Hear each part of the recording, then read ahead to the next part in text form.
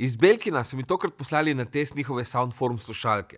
In ker so cool firma, smo se zmenili, da naredimo še eno easy nagradno igro za moje gledalce. Tako je, prva nagradna igra na mojem kanalu je tu, ampak več o njej na koncu videa. Ime mi je Miha in danes si bomo gledali Belkin Soundform True Wireless Earbuds. Soundform True Wireless slušalke spadajo v Belkinov začetni razred in stanejo tam med 40 in 60 evrov, odvisno, če je kakšna akcija. Škatlica je malce večja od Xiaomijevih slušalk, proti katerim jih bom največkrat primerjal, pač ker jih imam in poznam. Povezava s telefonom je hitra in enostavna. Ko slušalke vzamete iz škatlice, se avtomatsko poveže s telefonom in prav tako se takoj ugasnejo, ko jih odložite nazaj v posteljico. Škatlica ima vgrajeno baterijo s kapaciteto 500 mAh. Slušalke naj bi zdržale do 5 ur poslušanja.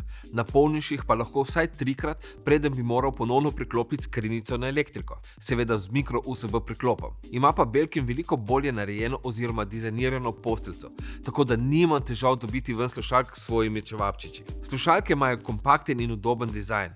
Seveda pa je pomembno, da uporabite prave čepke, saj je od tega odvisna kvaliteta zvoka in udobnost nošenja. Slušalke so vodoodporne po IPX5 standardu, kar pomeni, da so odporne na švic, če laufaš v dežju in podobno. Niso pa tako odporne, da bi šel z njimi v bazen, se z njimi tuširal ali pa jih namakal v kozarcu vode. Tega raje ne početi. Slušalke nimajo fizičnega gumba, ampak imajo tako imenovane soft touch kontrole. Belkinov napis ni tam samo za branding, ampak se tam nahajajo senzorji. Nažalost nimam nič pozitivnega za povedati o teh kontrolah, razen da se jih vse prevečkrat po nesreči dotakneš. En dotik po levi slušalki zniža glasnost, po desni slušalki jo zviša. Dvakratni dotik na obeh pauzira pesem, trikratni dotik na levi vrne komad na začetek oziroma na prejšnjo pesem, trikratni na desni pa jo premakne na naslednji komad. Daljši pritisk pa aktivira asistenta. Slišati je super, ampak v praksi je to vse prej kot intuitivno in uporabno. Ampak pri slušalkah je najpomembnejši zvok in tu slušalke ne razočarajo.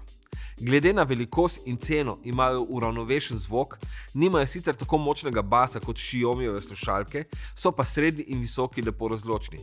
Tako da bi te slušalke bolj priporočal nekomu, ki ne posluša elektronske glasbe. Za elektroniko so po mojem mnenju Xiaomijeve boljše. Pri gledanju video vsebin se slušalke obnesejo solidno. Gledanje Netflixa je brezhibno, edino pri YouTube videih sem opazil zamik, ampak je bil še vedno na meji uporabnega in gledljivega, oziroma poslušljivega. Telefoniranje prek teh slušalk je boljše kot Xiaomijevimi. Predvsem moj glas ne zveni tako kovinsko kot pri slednjih. Na koncu so Belkinove slušalke solidna izbira, če se odločate za nakup. Sicer imajo v tem segmentu kar močno konkurenco, je pa izdelava in izbira materialov boljša kot pri recimo Xiaomiju. Belkin mi je zraven slušalk poslal še njihov avtonosilec za telefon, katerega lahko podarim enemu od vas, moji dragi gledalci. Vse, kar morate narediti, je klikniti na povezavo v opisu videa in slediti navodilom. Easy peasy. Časa za to imate 10 dni od objave tega videa. Zelo sem vesel, ker bom lahko obdaril nekoga od vas in obljubim, da se bom trudil izvesti čim več takih nagradnih iger oziroma giveawayev. Tako da stisnite en like tukaj na YouTubeu, saj to še posebno manjšim kanalom kot je moj, takšna podpora zelo pomaga. In ker to daje vedeti Google, da je kanal aktiven, ga bo potem priporočil še več ljudem. Če pa ste novi tu, se zraven naročite na moj kanal, udarite po zvoncu, da vas obvesti, ko objavi nov video, napišite kak komentar in delite video med prijatelji. Mi pa se vidimo naslednjič. Čau! Okay.